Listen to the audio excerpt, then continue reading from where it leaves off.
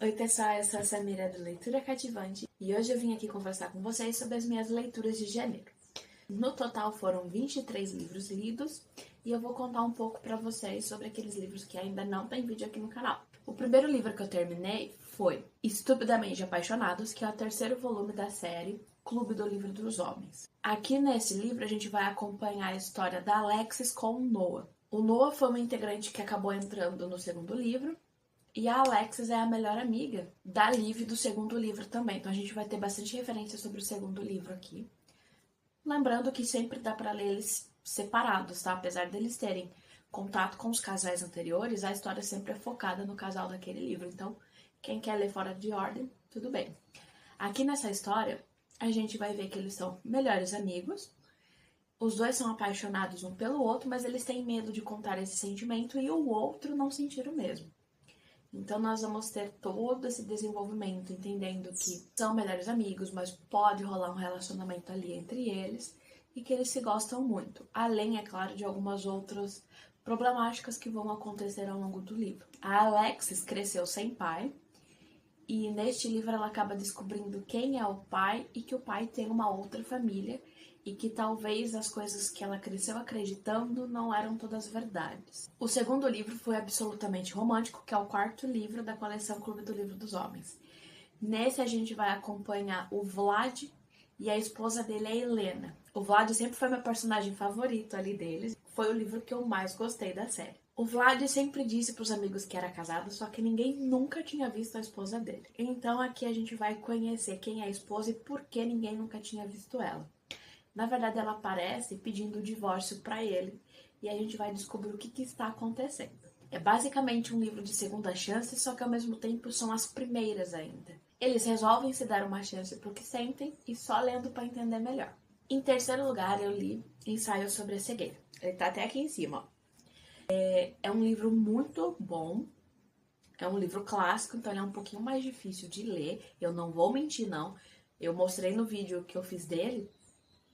É blocão de texto, então ele é um pouco mais lento para ler. Eu tenho minhas ressalvas com ele, mas eu gostei muito. Em quarto foi Spirit of Christmas. Esse livro é um Aranha Reverso com Monster Romance.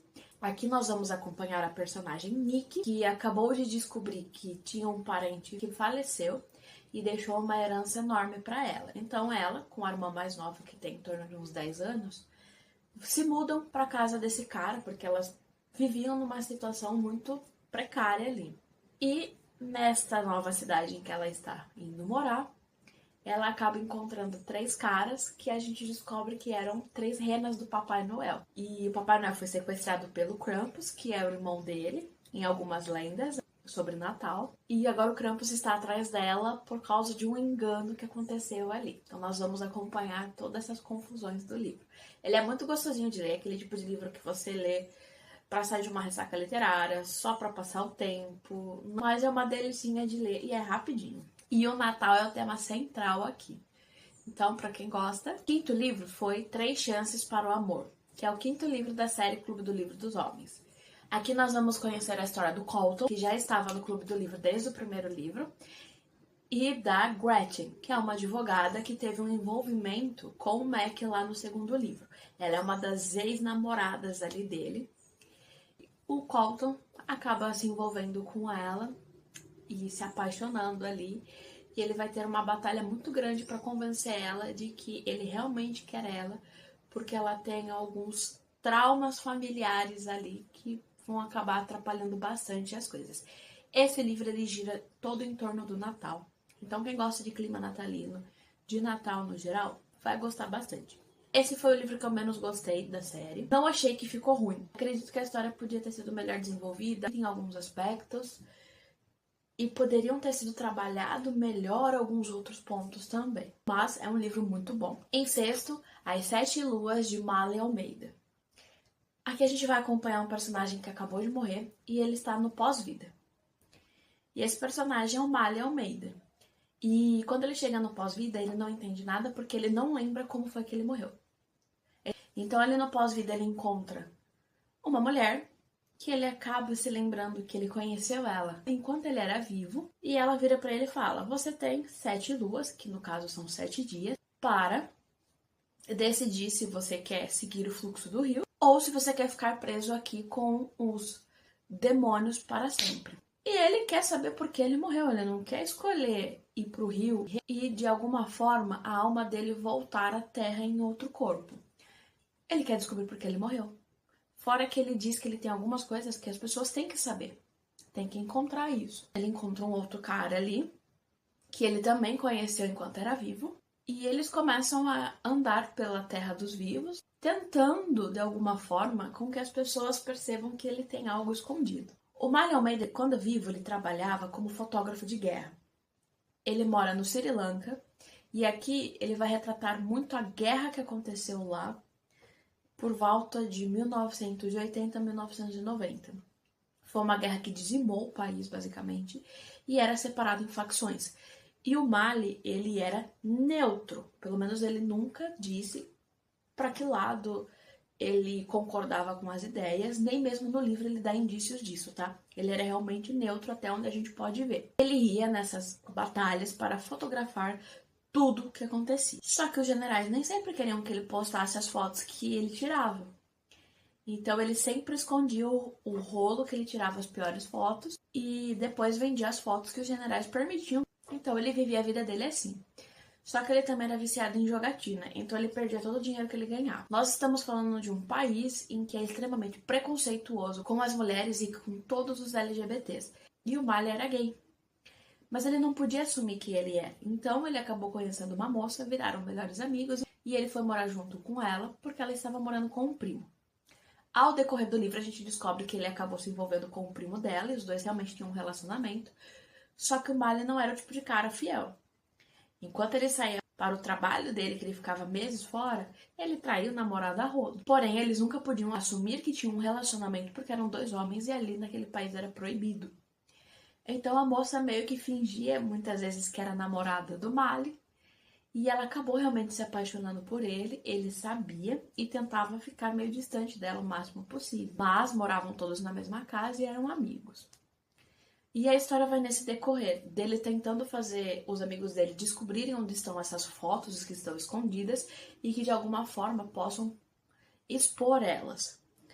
Só que essas fotos, gente, tem fotos de políticos importantes ali compactuando com as mortes que aconteciam. Então, essas fotos não podem ser expostas porque os grandões, os políticos ali não querem. Ninguém faz ideia que ele tinha essas fotos, mas quando começam a desconfiar, todo mundo começa a caçar essas fotos e muitas confusões acontecem. A gente vai descobrindo ao longo do livro como que essas fotos foram tiradas, se ele se arrepende de ter tirado ou não e como ele morreu. Como ele morreu é nos últimos 5% do livro que você descobre. Foi algo inesperadíssimo pra mim, eu jamais ia esperar que ele morreu dessa forma. Mas a gente fica sem esperar isso porque o livro ele foca tanto na guerra que acontece ali que você não espera que ele morreu de outro jeito. Eu, pelo menos, ia esperar que ele tivesse morrido por causa de uma das facções, que ele deixou alguém bravo ou que ele tava devendo dinheiro pro cassino. Eu falei, pronto, o cara estava devendo muito dinheiro pro cassino, o cassino foi lá e deu um fim nele. E não é nenhuma dessas opções. E surge ali uma coisa totalmente diferente. E a gente vai descobrir como que isso aconteceu. Eu gostei muito do livro, porque a gente vai conhecer uma cultura completamente diferente da nossa, principalmente no quesito de morte e pós-morte. Mas ele não é tão rápido de ler, ele dá uma boa enrolada entre a primeira e a segunda lua ali, porque ele tá explicando como o livro vai funcionar. Então a primeira e a segunda lua vai uns 50% do livro. E ele tem 7 luas, gente. Vale a pena ler? Vale. Você vai conhecer sobre uma cultura completamente diferente e sobre uma guerra que dizimou basicamente um país. Em sétimo foi Chama de Ferro, que eu tenho vídeo aqui no canal, vou deixar linkado para vocês, que é o segundo livro de Quarta Asa. Eu gostei bastante do livro, mas vamos deixar claro que é meio de série, então ele é enrolado, ele tem muitos momentos parados até a ação realmente acontecer. Mas vale muito a pena. Foi uma continuação assim digna mesmo do primeiro livro, de todo o sucesso que está fazendo. Em oitavo lugar foi Ainda Estou Aqui. Eu li o livro e assisti o filme. Então vamos falar primeiro do livro. O livro, ele basicamente é contado como fluxo de consciência. Então o autor está aqui nos contando, porque o meu pai saiu de casa com os policiais e eu nunca mais vi ele. E aí quando você acha que ele vai entrar para contar sobre mais ou menos como que foi esse período da vida dele, ele para e começa a contar. Ah, mas o dia que eu joguei bola, a bola foi parar no meio da rua e não sei o quê. Porque o autor aqui, na época em que aconteceu a ditadura, ele tinha em torno de uns 10 a 12 anos. Então era uma criança, não entendia realmente o que estava acontecendo, não naquela época, né? Se você espera um livro que vai te trazer algo numa linha cronológica, não é esse livro.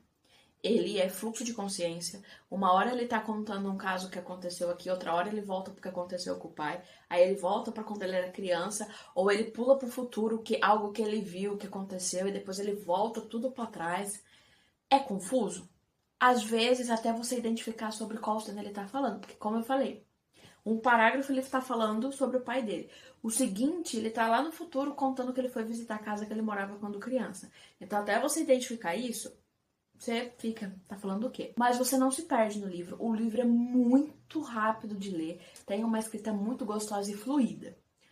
O que impede um pouco mais esse livro de ser rápido é que ele vai tocar em temas muito difíceis para nós que somos brasileiros. Principalmente para as pessoas que viveram a ditadura, que estavam ali, que tinham um entendimento do que acontecia.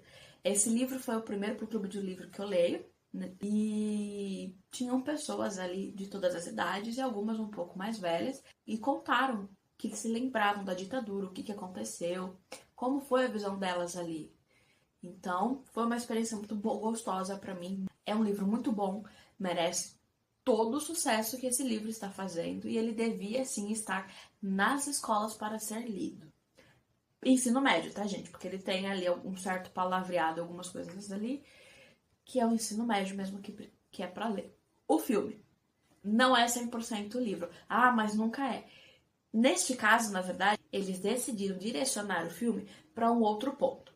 O livro é escrito pelo filho e nós vamos vendo o que ele vê de mundo. No filme, a gente vai seguir a mãe, que é a Eunice, que se tornou famosa, que a Fernanda Torres está aí, ó, todo mundo torcendo para ela ganhar o Oscar. Nós vamos seguindo a vida dela. O filme não fica pela visão do filho. Ah, mas o filme, ele é amplo para todo mundo. Sim, mas eles podiam ter seguido a vida do menino. Mas não, aqui foi seguido a visão da mãe. Como a mãe se sentiu, como que a mãe via a situação que estava passando, o que a mãe teve que fazer para sustentar os filhos agora que não tinha mais um marido. Estávamos numa época em que não era 100% comum a mulher também trabalhar. A mulher trabalhava fora de casa, mas na vida em que eles tinham, ela era dona de casa, basicamente. No livro, ele comenta que ela fazia bicos de vez em quando, mas no livro não é falado sobre isso, se ela trabalhava ou não.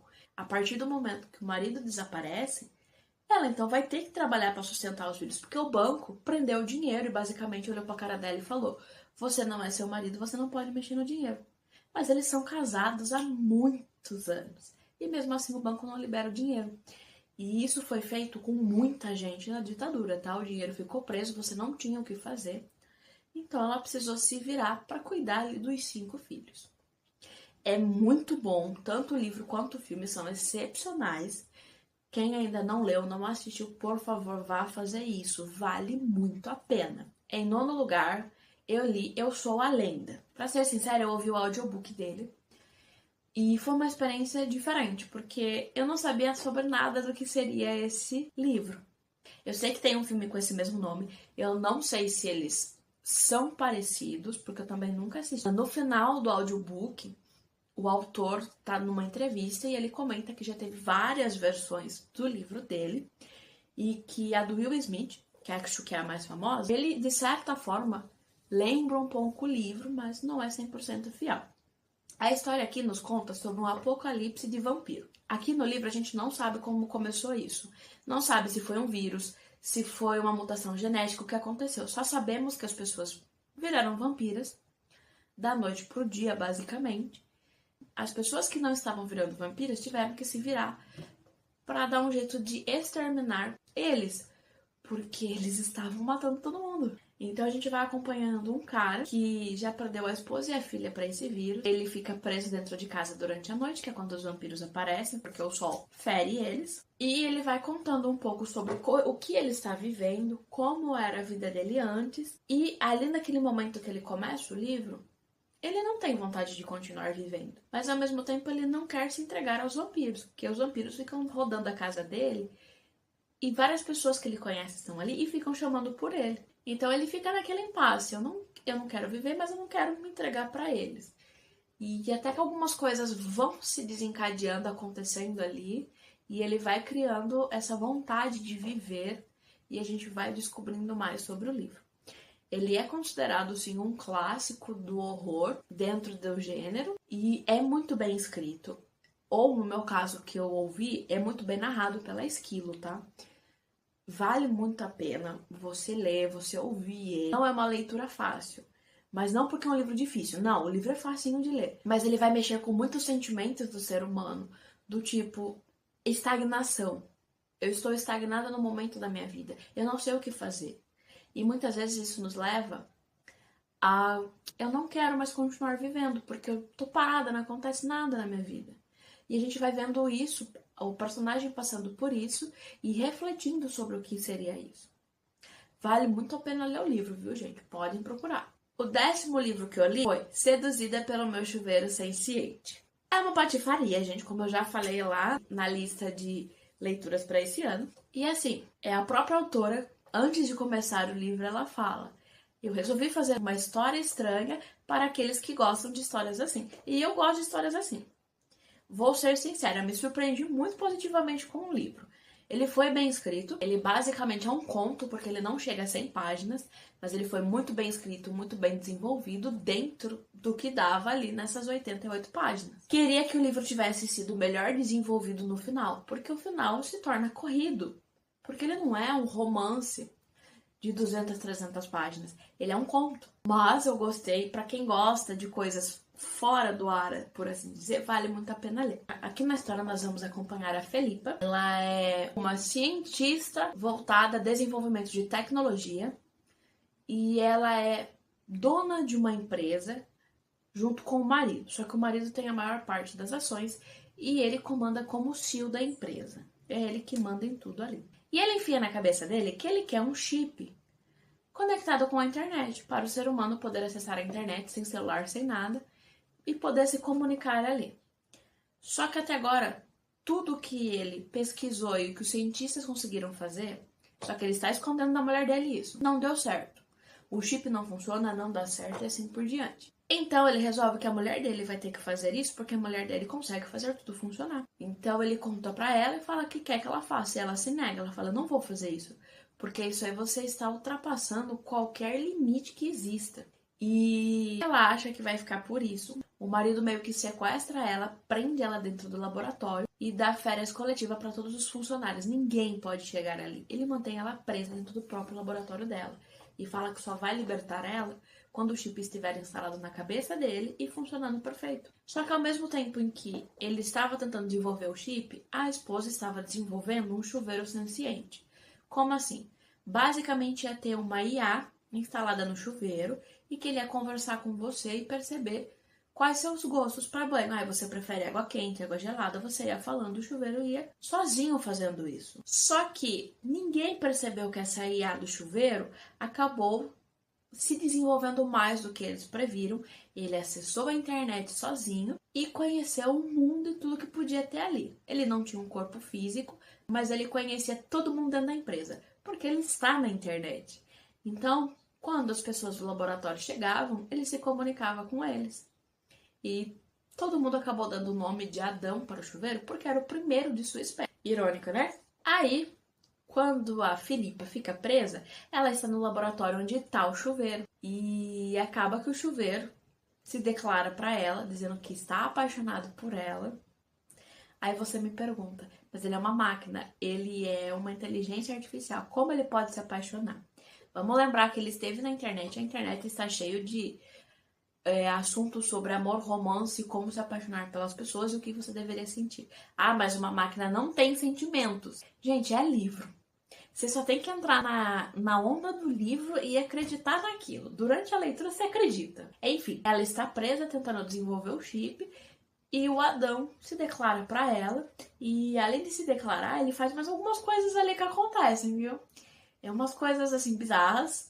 Se você quer ler, você lê. Mas se você não é muito adepta disso, passa longe. É uma história engraçada no geral, porque quando você para pra analisar tudo que tá ali no livro, você fala, gente, é loucura. Enfim, ela consegue desenvolver o chip. E qual que foi a ideia? Ela vai colocar a inteligência do Adão no chip, vai instalar no marido dela, e o Adão vai suprimir a mentalidade do marido e quem vai comandar o corpo é o Adão. Vai dar certo isso? Eles não sabem. Foi um chute no escuro. E o marido, como tem muito dinheiro, contrata uma equipe ali de médicos, enfermeiros para fazer a cirurgia e implantar o chip nele. Aí implantam, o chip está funcionando, tá ok. E aí a Filipa quer saber quem que está no comando do corpo. E aí o Adão deixa claro que é ele que está no comando. Porém, para os médicos, eles dizem que a cirurgia não deu certo, que ele não está conseguindo acessar a internet e assim por diante. Então, foi-se um trabalho que não deu certo, quando na verdade deu muito certo. Porque o que eles queriam fazer era dar um corpo pro Adão, e o Adão agora tem um corpo, só que eles não querem reproduzir isso. Eles não querem mais que ninguém consiga fazer isso. E aí, o Adão, como marido da Filipa ali, porque ninguém desconfia de nada, ele pede demissão do cargo dele, coloca outra pessoa ali para gerenciar a empresa e diz que está se aposentando mais cedo e vai viver a vida com a Filipa. E eles vão viver o romance deles. É 88 páginas, é curtinho, muita coisa maluca acontecendo, mas eu gostei da história. Eu achei que foi muito criativo no que ela se propôs a fazer. Tem o segundo livro, que chama Minha Luminária Senciente. Eu não li ainda. Talvez um dia eu leia. E pelo que eu percebi, vai ser uma série de objetos aí saindo pela autora. Que se eu não me engano já tem 3 livros. Lembrando que o livro é para maiores de 18 anos, tá? Então, se você tem mais de 18, mas não gosta dessa temática, tudo bem, passe longe. Mas se você quer ler algo sem usar neurônio nenhum e se divertir um pouco, a leitura é muito bem proveitosa. Em 11º lugar, eu li o App do Amor. Estamos na faculdade e aqui está tendo uma competição. Quem desenvolver o melhor aplicativo vai ganhar uma bolsa para fazer esse aplicativo ser rentável mesmo para ela. Então, eles têm que desenvolver isso do zero e ver qual que seriam as capacidades desse aplicativo. A nossa personagem principal estava desenvolvendo algo voltado à sua vocação no trabalho, para descobrir, enquanto você ainda está na escola, qual área você melhor se daria bem. E nós temos o mocinho que está desenvolvendo um aplicativo para gerenciar a adoção de animais no geral. Ele trabalha em algumas ONGs e está tentando facilitar a adoção. Eu quero um cachorro específico para adotar. E ali estaria cadastrado as características do cachorro e você conseguiria encontrar com ele e saber onde ele está. E ela acha a ideia dele idiota. Vou ser sincero, enquanto li eu achei a ideia genial. Eu sei que dá muito custo, mas eu achei a ideia genial de você ter um aplicativo, vamos dizer, para sua cidade, de que você consegue acesso aos cachorros que estão para adoção.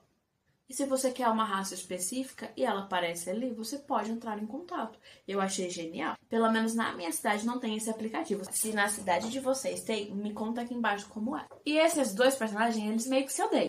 E enquanto a história vai acontecendo, o melhor amigo da nossa personagem principal, ele acaba terminando um relacionamento, fica muito triste e fala pra amiga.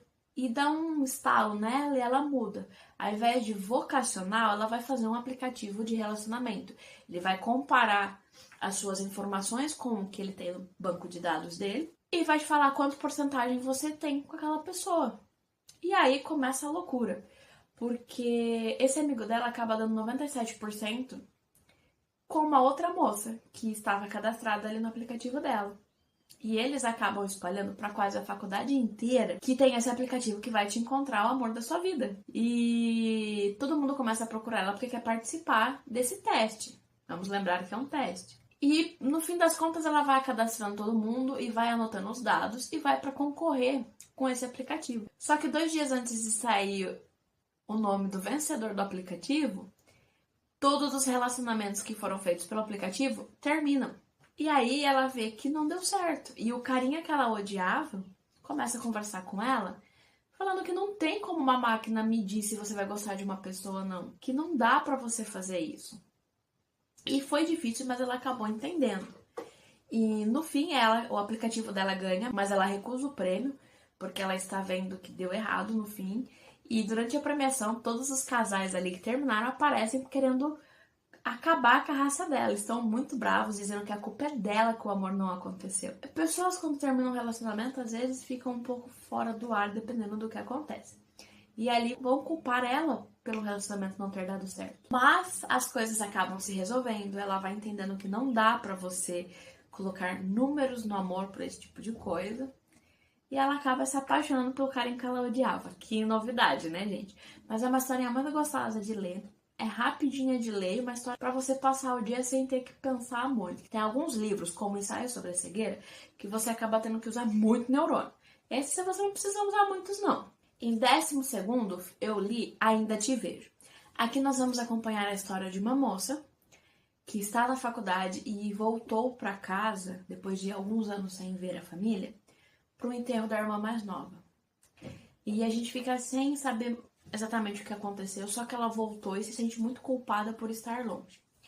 Aí a gente vai descobrindo que o pai criou as duas filhas, porque a mãe faleceu há muito tempo. E enquanto a menina tá lá, arrumando o quarto para tirar as coisas da irmã para pôr pra doação, ela acaba vendo o espírito da irmã ali. E a irmã demora a entender que faleceu. E quando descobre, fica perguntando, mas como que eu morri? E por uma confusão ali, a irmã mais nova, o espírito, acha que foi a irmã mais velha que acabou com ela. E ao longo do livro, a gente vai vendo que não foi a irmã que acabou com a outra. Mas a irmã mais velha se sente muito culpada por ter estado tanto tempo longe de casa. Ela tinha um segredo que ela tinha medo de contar para a família e isso afastou ela. E a gente vai vendo que não dá pra gente esconder coisas muito importantes sobre a gente e da nossa família, porque faz a gente se afastar deles. Então aqui é uma reflexão sobre o quanto a família é importante pra gente. Tudo bem, tem gente que vai falar que a família não é importante. Mas pra mim a família é importante, é a coisa mais importante pra mim. Então, você ficar escondendo determinados segredos e coisas sobre você mesma só vai te afastar da sua família. E é um livro que faz muita reflexão sobre isso. Ele é curtinho, mas assim, ele toca em muitos assuntos importantes pra gente parar e refletir um pouco. Em 13º, eu li A Rainha da Terra do Nunca, que é a continuação lá da série do Peter Pan. Eu fiz um vídeo, eu não sei se ele já saiu ou não, falando no geral sobre a série toda, porque são livros curtinhos, de 250 páginas, então eu achei melhor fazer um vídeo com todos os livros. Nesse daqui, vamos descobrir que a Winnie está com a sombra da morte e que tem pessoas que querem essa sombra pra eles. Basicamente é isso. Nós vamos ter os mesmos elementos dos outros, tá, gente? É muita relação entre eles. Ela descobrindo que é poderosa e pode ajudar e proteger eles aqui. E aí a história termina, como sempre, num ponto muito X. Aí em 14º eu li Os Príncipes da Terra do Nunca, que é o quarto e último volume da série da Winnie. E aqui a gente vai descobrindo quem realmente tem que ficar com a sombra da vida da Terra do Nunca e como salvar a Winnie, porque a sombra da morte da Terra do Nunca, ela gosta de eliminar as pessoas que estão com ela, né? Então, a gente vai ver o final de toda essa história aqui. Em 15º, eu li Destinos Entrelaçados. Vai falar e nos fazer refletir muito sobre: será que a vida de uma pessoa está interligada à nossa de alguma forma? Aqui a gente vai ter a história de dois casais que estavam juntos e aparentemente tudo estava bem, até que a gente descobre que a melhor amiga de uma delas estava saindo com o namorado da outra, então estava tendo uma traição ali do namorado e da melhor amiga. E quando isso tudo é descoberto, a raiva, o ressentimento, isso acaba indo tocar em outras pessoas em volta. E de repente, a pessoa que foi traída se vê completamente apaixonado pelo namorado da melhor amiga que traiu ela. Então vai sendo uma confusão. Por isso, destinos entrelaçados. Aí sendo uma confusão uma em cima da outra, que ó, a situação toda acontece, nós passamos muitos anos sem ter contato uma pessoa com a outra ali ao longo da história. E o livro começa e o livro termina com as duas amigas tentando se perdoar e seguir em frente do que aconteceu ali. Então eu achei uma história muito bonita nesse ponto, que O que é mais importante ali pra ela? A amizade que ela teve ou a situação que aconteceu e todos os envolvidos se arrependeram. Então é algo que ela vai ficar se questionando muito. Em 16º lugar, eu li A Filha Primitiva. Ele é um livro regional. Nós somos apresentados a personagens que são novamente desumanizados, tá, gente? Nós vamos trazer um pouco do pior da humanidade, no que passa na nossa cabeça, sem que a gente queira realmente pôr em prática o que outras pessoas saibam que a gente pensa. Aqui nós temos uma mulher que acabou de ter um bebê e ela não quer esse bebê. Ela só tá com esse bebê porque a mãe dela está obrigando ela a ficar e cuidar desse bebê. Mas quem cuida do bebê é a avó do bebê. O pai do bebê abandonou ela quando descobriu que ela estava grávida. Ela estava terminando a faculdade de letras. E agora ela está fazendo mestrado, que o sonho da mãe dela é que ela continue só estudando. E ela vai falando muito sobre como é a vida da mulher negra e pobre. Então a gente vai rever muito esse retrato do Brasil. Ela sempre foi chamada de todos os nomes possíveis, porque ela não se importava se estava saindo com um cara casado, solteiro, o que era. O cara dava em cima dela, ela saía com ele. Mas ela nunca parou os estudos e engravidou acidentalmente ali. Ah, mas não engravida acidentalmente. Realmente não, né, gente? Mas assim, dentro da história do livro, do que ela está nos contando, ela não estava planejando engravidar. Mas assim, foi erro dela, porque ela sabia que tinha essa possibilidade do que ela estava fazendo. E o pai do bebê não assume ele, some no mundo. E ela também cresceu sem pai. Então ela quer saber a história do pai dela. E ela começa a meio que ameaçar a largar a bebê na rua se a mãe não contar quem é o pai dela. E aí a gente vai descobrindo histórias cada vez mais grotescas sobre o que acontece com a mulher pobre e negra no Brasil. Muitas vezes vivem em estado de escravidão ainda, dependendo da região em que você está, porque ela precisa pôr comida na mesa. Então ela vai se sujeitar a tudo que é obrigada para pôr comida na mesa e sustentar os filhos, e sustentar a família. Então ele é um livro que vai mexer muito isso com a gente. É um livro super curtinho, só que é muito impactante em tudo que ele traz. Ele vai desumanizar, sim, a mulher. Muitas vezes nós não temos o nome aqui de ninguém. É o patrão isso, é o patrão aquilo, eu fazia aquilo, eu tive que fazer isso. Mas, como eu falei, é um livro muito impactante para o que ele se propõe a fazer. Mas é muito bom. Leia. Em 17º, eu li Ardendo por Seu Dragão. É outro livro no esquema de Meu Chuveiro Sentiente. Aqui, a história conta que os dragões tentaram dominar a Terra, só que começaram a eliminar os humanos porque estavam atrapalhando a vida dos dragões. Então houve uma guerra, muita gente morreu, e então passaram-se 20, 30 anos depois disso.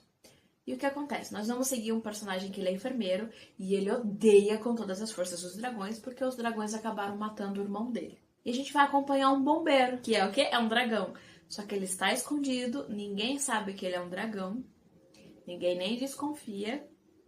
Esse dragão, ele tá vivendo a vida dele, mas ele quer um companheiro, ele quer se apaixonar, ele quer uma família. E então a gente vai vendo que os dois acabam se encontrando através de um incêndio que o bombeiro tem que apagar. O prédio que o enfermeiro morava pega fogo e o bombeiro vai lá, apaga e meio que se encanta por ele e pede pra sair com ele. Só que o enfermeiro, ele é muito tímido. E ele acaba falando, não, né? Ó a situação que a gente tá, você tá me chamando pra sair. Aí eles acabam se encontrando num bar algum tempo depois. E aí o enfermeiro resolve dar em cima dele. Aí o bombeiro fica todo feliz. E os dois começam um relacionamento ali. Só que o dragão já viu que o namorado dele odeia dragões. E as coisas começam a ficar cada vez mais difíceis porque ele esconde isso do namorado. Porque ele tem medo da reação do namorado, ele não quer que o namorado saiba. Só que as coisas ficam cada vez mais difíceis quando um dragão acaba perdendo o controle numa briga com um humano e isso vai parar na internet. Ele meio que se transforma em dragão na frente de todo mundo ali e aí as pessoas começam a perceber que os dragões estão no meio das pessoas. Que tinham muito mais dragões ali. Que os dragões não foram eliminados ou estão em qualquer outro lugar. E aí a gente começa com a seguinte situação. Todo mundo vai fazer teste de sangue para saber se é dragão ou não. E quem não é dragão vai fazer uma tatuagem na mão e ficar esfregando na cara dos outros que ele está limpo. E acaba se tornando uma obrigação para toda a população fazer isso. O dragão, que é bombeiro, ele fala que não vai fazer isso até que chega uma ordem que é para obrigar todos os bombeiros a fazerem isso. E aí o melhor amigo do dragãozinho, que é um outro bombeiro que tá ali com ele, vira para ele e fala, olha, vamos fazer o teste. e a gente põe o meu sangue no lugar do seu, porque eu sei que eu não sou, eu já fiz o teste. E aí o cara fala, como assim? E daí ele vai saber que o amigo sabia que ele era um dragão o tempo todo, mas disse que o segredo era dele, ele não ia ficar falando. E a gente vê que assim, ele tinha medo de contar quem era, mas ele sentia falta das pessoas saberem quem ele era, mas ali naquele momento ele está sendo acolhido. Só que o namorado dele, o enfermeiro, começa a fazer pressão nele. Não, você tem que fazer o exame, é obrigação sua fazer, você tem que mostrar que você não é essas pessoas X aí. E aí eles começam a brigar muito feio, porque ele está ofendendo o dragão, o próprio namorado. E aí chega num ponto que o enfermeiro acaba descobrindo sobre o namorado. E aí o enfermeiro humilha basicamente o dragão, o bombeiro. O enfermeiro diz que nunca mais quer ver o dragão na frente dele, porque o dragão é ruim, que não sei o quê. Mesmo ele passando meses namorando o cara, ele fala um monte de abobrinha. Aí a amiga desse enfermeiro vira pra ele e fala, você não devia ter falado isso. E aí ela conta que ela trocou o exame do amigo porque sabia que o amigo não ia suportar saber que ele tem genes de dragão. Como? Não sabemos. Mas o enfermeiro também tem os genes de dragão, então ele é um dragão adormecido. E aí a gente vai vendo ele tentando conversar com o bombeiro, tentando se desculpar, contando o que aconteceu. Nós vamos vendo a humanidade tentando entender e conviver com isso que está acontecendo agora. É um livro super curtinho e muito gostosinho de ler, gente. Tem hora que você fica com raiva por causa do enfermeiro? Tem. Mas assim, é muito gostosinho de ler. Em 18º eu li Titos Andrônicos, que faz parte deste livro aqui. Aqui nesse livro eu tenho 4 peças de tragédia de Shakespeare, tá? Ó. Aqui a gente vai ver só tragédias. Aqui o livro. Esse é o box 2. O box 1, os livros não tinham nada aqui na folha de entrada, tá, gente? Eu até fiquei surpresa quando eu vi isso aqui nesse livro. Ficou lindo. E aqui atrás nós também temos ele, tá? Na frente e atrás. Aqui na história do Titos Andrônicos, a gente vai ver que a realeza pode ser perversa demais. Os príncipes se apaixonam por Lavínia e começam a brigar entre si pra saber quem que vai casar com ela. Só que essa moça já é casada, tá, gente? Ela é casada com um dos filhos do Titus aqui. E ela está muito feliz no casamento, não olha para os príncipes, nunca deu bola para eles. Até que chega um cara, vira para os príncipes e fala: por que um de vocês tem que escolher se os dois podem ter ela? Ai, gente, esse livro aqui ele foi bem nauseante de ler em muitos aspectos dessa peça aqui. É difícil você crer que o ser humano seria capaz disso, mas a gente sabe que é capaz de fazer isso até hoje, tá? Não precisa nem ser realeza, não. Então aqui os filhos vão falar com a mãe, aí você fala, aí a mãe vai impedir os filhos, né? É uma mulher. Não, ela dá todo o apoio e fala, já sei como vocês vão conseguir isso. Aí a rainha fala pro marido, que é o rei, que eles deviam sair em caçada e levar várias pessoas da corte. E o Titus, ele era da corte deles, um dos cavaleiros mais leais que eles tiveram durante as batalhas que antecederam ali esse trono. E aí vai todo mundo, vai o Titus, a família inteira, vai a rainha, o rei, um monte de gente. Aí no meio da floresta dessa caçada, a rainha diz que quer conversar com a Lavínia sozinha e as duas vão caminhando pela floresta. Aí os príncipes matam o marido da Lavínia e a rainha leva a moça até um ponto de encontro que combinou com os filhos e deixa lá e os caras viram pra menina e falam o que vão fazer com ela. Tem uma lenda que foi inspirada esse teatro do Shakespeare. Essa lenda, ela basicamente reconta esse teatro do Shakespeare. Só que na lenda, a moça, para não revelar quem tinham sido seus agressores, a língua dela foi cortada. Só que daí ela conseguiu costurar o nome dos agressores em um pano, na costura que ela estava fazendo, e revelou o que tinha acontecido. E a rainha vira e fala, vocês garantam que ela não vai conseguir costurar. Então, além dela perder a língua, ela perde as duas mãos, fica o cotoco só. E sim, gente, esses caras levam ela e fazem o que querem. Obviamente que Shakespeare não descreve isso. Ele só conta os caras falando o que vão fazer com a moça do jeito mais antiquado possível. Antiquado no seguinte sentido. Ele não descreve o que vai acontecer. Os caras só falam que agora que o marido está morto, eles serão os homens dela. Ah, e eles vão ficar com essa moça pra sempre? Não, gente, vai ser uma aventura que vai ter ali na floresta e acabou. E depois essa moça, ela aparece toda ensanguentada pro tio. O tio cuida dela, ele sabe o que foi feito com ela, mas a menina não tem como falar. Ela não tem língua, não tem mão, não tem como. E assim passam-se anos e anos, E a história vai correndo até que um dia essa Lavínia, ela é levada para conhecer a praia. E um dos filhos do Titus, que ainda está vivo, pega um galho e começa a escrever na areia e dá um estalo nele para ele levar para Lavínia para ela poder escrever na areia. E aí ela escreve o nome das pessoas que fizeram isso com ela. E aí eles montam aqui uma armadilha para tentar derrubar esses caras, descobre que são os príncipes e a história se resolve. Por que é chamada de tragédia? Por tudo que aconteceu. A maioria das tragédias de Shakespeare, algum personagem importante, normalmente o principal, ele vai morrer no final. Romeu e Julieta está aí para nos dizer isso. Estava na tragédia do primeiro volume, no primeiro box que eu li. Aqui, vou ser sincera com vocês, as 4 histórias que estão aqui eu nunca ouvi falar. Nenhuma das histórias aqui é tão conhecida assim para quem não vai atrás de procurar. Mas nós temos aí um final até que feliz, né? Porque os vilões tiveram o que mereciam, tá? Em 19º, eu li Fênix Show. Aqui, um humano foi tirado do mundo que ele vivia e levado para um mundo onde todo mundo se transforma em algum animal. E a pessoa que salva ele se transforma em fênix. E aí a gente descobre que também estamos no mundo de alfas, ômegas, betas e assim por diante. E eles estão atrás do templo que desapareceu, mas eles querem encontrar. Tinha tudo para ser maravilhosa essa história, mas a história foi muito chata. Eu dei acho que 2 estrelas e meia. E sinceramente, gente, podia ter ficado sem ler. Mas tudo bem, eu não sabia que ia ser chato. Eu li porque me interessei pela sinopse. Mas o cara começa a engravidar assim que ele entra num mundo diferente. Não faz sentido. Os homens ali engravidam, tá? É normal.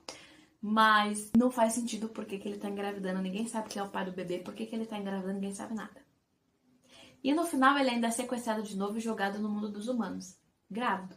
Se o bebê vai estar ou não tá ali, não sei. Porque daí acabou o livro 1, tem o livro 2, mas eu não vou ler. Sinto muito. Não me atraiu pra ler, gente. Eu li porque eu queria acabar o livro e era curtinho, mas não gostei não. Aí, em 20º lugar, eu li Ecos do Futuro Parte 1. Que eu falei pra vocês que eu tenho a série The Outlander com algumas capas antigas e esse é um deles. Esse é o 7º livro da série e eu li metade já dele, que são 2 tomos, metade pra cada. Eu terminei a primeira parte. E assim, gente, eu comprei basicamente a série inteira antes de começar a ler, porque eu tava assistindo alguns episódios da primeira temporada, achando o máximo. Mas a escrita da autora, ela é bastante rebuscada, ela é bem descritiva, bem no estilo de Game of Thrones e Senhor dos Anéis. Então, não é muito meu estilo de escrita e eu acabei não gostando tanto da série assim. Mas já que eu tenho os livros, eu vou ler. E não vou me desfazer dos livros porque eles foram caríssimos. Tanto a versão antiga quanto as novas, são livros muito caros. O que aconteceu aqui? Basicamente, a Claire com o Jay, a casa pegou fogo no finalzinho do 6º livro. E aqui eles descobriram por que pegou fogo, eles conseguiram se salvar. E decidiram que vão voltar para Lallybroch lá na Escócia. E o Ian vai com eles, que é o sobrinho do Jamie. Ao mesmo tempo, a gente acompanha a Brianna, que é filha da Claire com o Jamie. E está no mundo atual, em 1900 e pouquinho. Ela, o marido e os 2 filhos vivendo a vida deles aqui. Eles vieram para o futuro porque a menina tinha um problema de coração e ela, no passado, não tinham como resolver esse problema. A menina iria morrer com o tempo. E no futuro já tinha uma cura para isso, já tinha uma cirurgia para ser feita. Então decidiram os 4 ir para o futuro e ficaram no futuro. O menininho, ele ainda lembra do vô, ele sente saudade, mas ele não entende 100% o que aconteceu. Eles só acham que viajaram muito e não tem mais como ver os avós. Ao mesmo tempo, Jamie e a Claire acabaram escrevendo cartas sobre sua vida no dia a dia e de alguma forma essas cartas chegaram ao futuro para que a filha possa ler. Então a gente vai acompanhando cartas, a gente vai acompanhando o dia a dia do Jamie e da Claire e a gente vai acompanhando o dia a dia da Brianna com os filhos e o marido ali. Então a gente vai tendo vários pontos de vista. Aqui nós também vamos acompanhar o ponto de vista do William, que é o filho bastardo do Jamie. E o William não sabe que o pai biológico dele é o Jamie, tá? Nós também vamos acompanhando o pai adotivo do William, que foi muito amigo do Jamie durante um tempo. E tudo o que está acontecendo na guerra que os Estados Unidos estão fazendo ali. Jamie está tentando ficar fora da guerra, mas ele sempre acaba envolvido, né, gente? Então, eu já sei pra onde vai essa história. Eu quero saber se eles conseguem chegar em Lallybroch. Eu pretendo ainda este ano ler a segunda parte, mas não sei quando. porque é um livro muito denso, então talvez em julho ou dezembro. Até 31 de dezembro esse ano. Em 21º lugar, eu li o livro A Química, da Stephanie Meyer.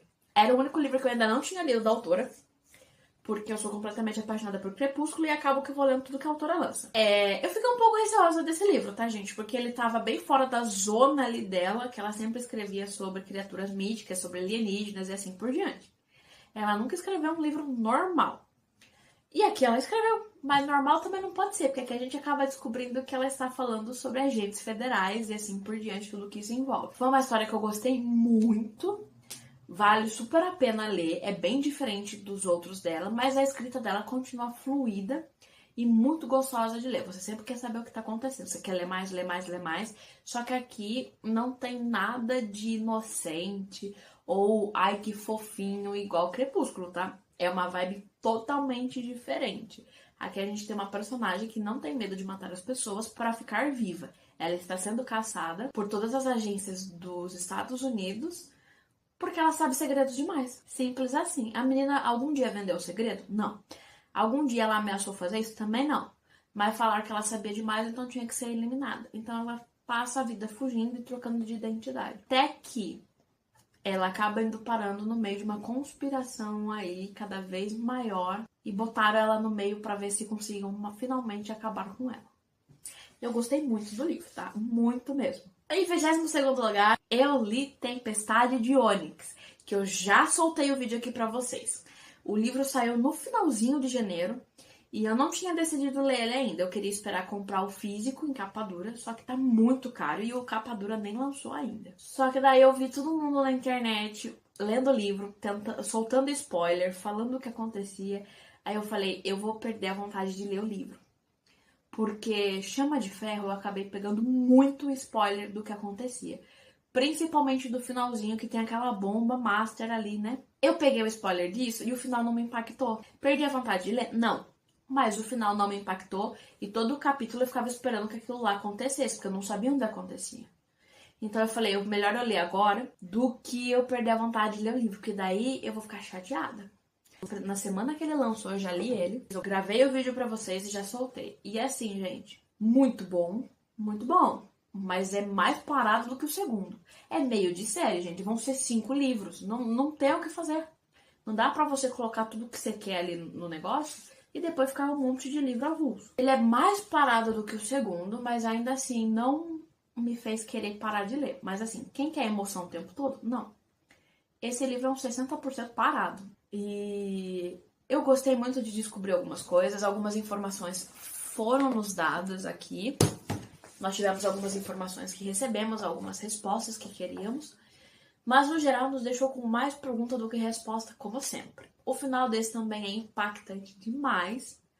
O final dele, você fica assim, tá faltando página aqui.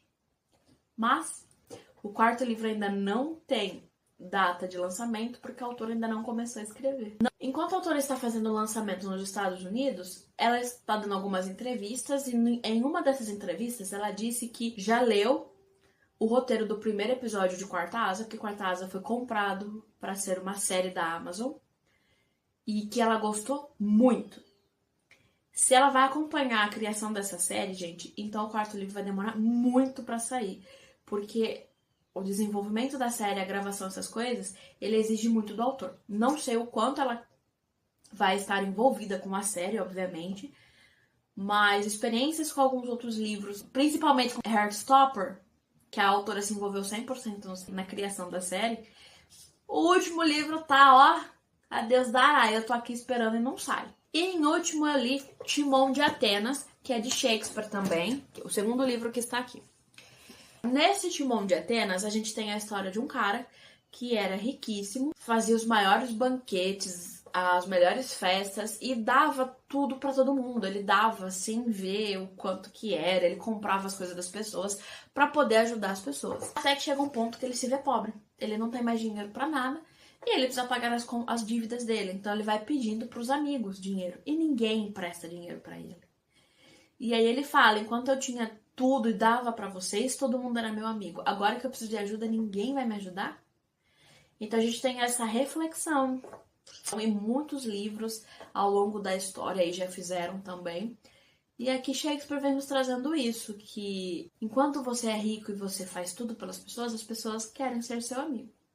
Quando você pede uma ajuda pra elas, elas não querem mais sua amizade. E elas não vão te ajudar. Todo mundo é assim? Não. Mas no livro todo mundo faz isso pro personagem, tá? Mas é isso, pessoal. Esses foram os 23 livros que eu li este mês. E agora que fevereiro começou, vamos ver como que vai as coisas. Eu sei que meu ritmo vai diminuir bastante, porque eu voltei a trabalhar. Então, o ritmo de leitura meu vai cair bastante. Se eu conseguir pelo menos 10 livros esse mês, eu já tô feliz. Mas acompanhe os próximos vídeos que vão saindo. Até a próxima. Beijos, tchau!